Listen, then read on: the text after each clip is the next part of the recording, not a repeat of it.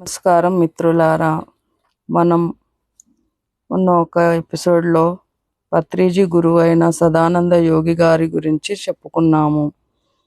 ఇప్పుడు పత్రిజీ తన గురువు అయిన సదానంద యోగి గారి గురించి తన మాటల్లో చెప్తారు, మనం విందాం.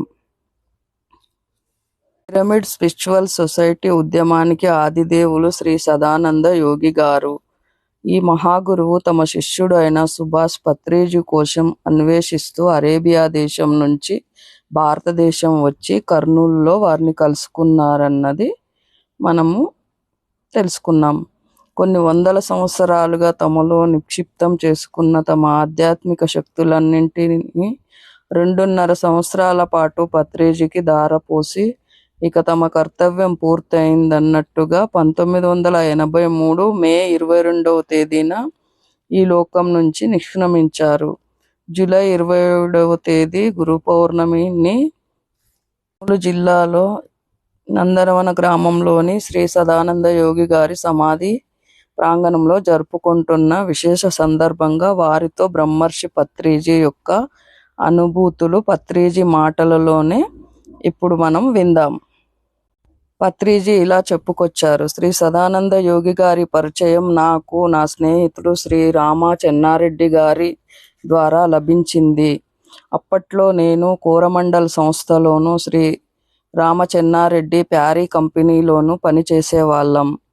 నంద్యాల సమీపంలోని ఆత్మకూరు దగ్గరి రేగడిగూడూరు అనే గ్రామానికి దగ్గరగా ఉన్న ఒకానొక పల్లెకు రామచెన్నారెడ్డి ఉద్యోగరీత్యా వెళ్ళినప్పుడు వారు అక్కడ అప్పటికే 90 ఏళ్ల వయసు ఉన్న శ్రీ సదానంద యోగి గారి శిష్యుడు అయిన శ్రీ యోగి రామారెడ్డి గారిని కలిశారట. వారి ద్వారా శ్రీ సదానంద యోగి గారి వివరాలన్నీ తెలుసుకుని కర్నూలులో వారు ఉండే అడ్రస్ తీసుకుని రామచెన్నారెడ్డి గారు నా దగ్గరికి వచ్చారు.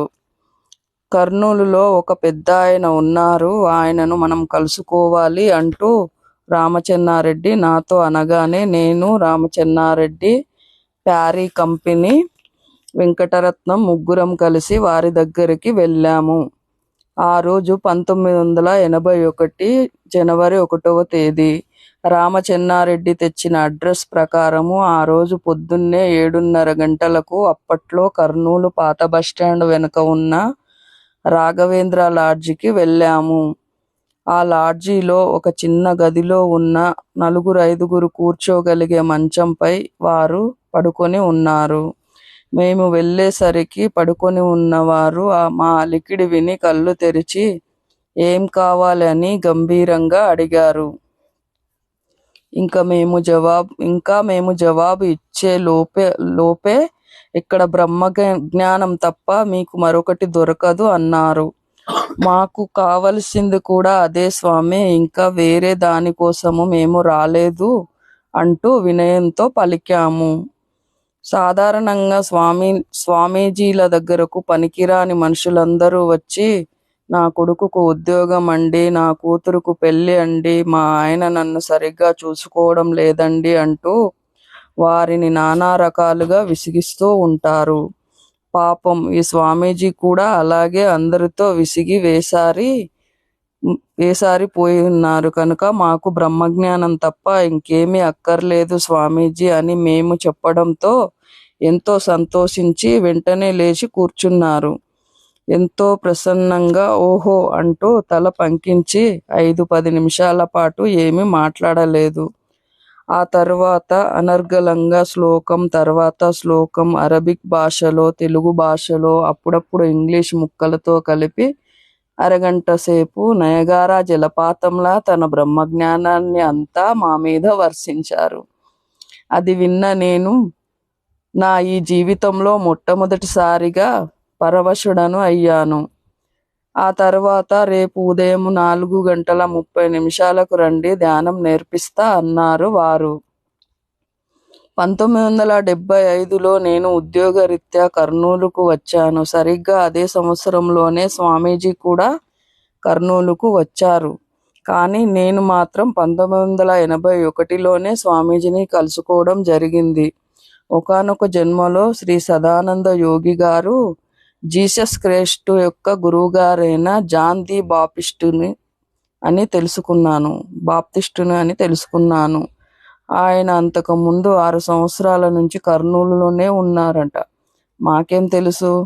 శిష్యుడు ఎదురుగా ఉండొచ్చు, గురువు పక్కనే ఉండొచ్చు, కానీ గురు శిష్యుల కలయిక జరగడం అన్నది మాత్రం శిష్యుడు సంసిద్ధుడుగా ఉన్న తర్వాతే జరుగుతుంది. ఆ రోజు నేను సంసిద్ధుడుగా ఉన్నాను కాబట్టే నాకు వారి దర్శనం లభించింది. ఆ మహాస్వామి నాకు తెలిసిన మరుక్షణంలోనే వారి గంభీరమైన వదనం నేను తిలకించిన వెంటనే నాకు నేనుగా ఆ మహాస్వామికి సమర్పణ అయిపోయాను. మర్నాడు అంటే 1981 జనవరి 2వ తేదీన ప్రాతకాలంన 4:30 మళ్ళీ మేము ముగ్గురం త్రిమూర్తుల్లాగా వెళ్ళాము.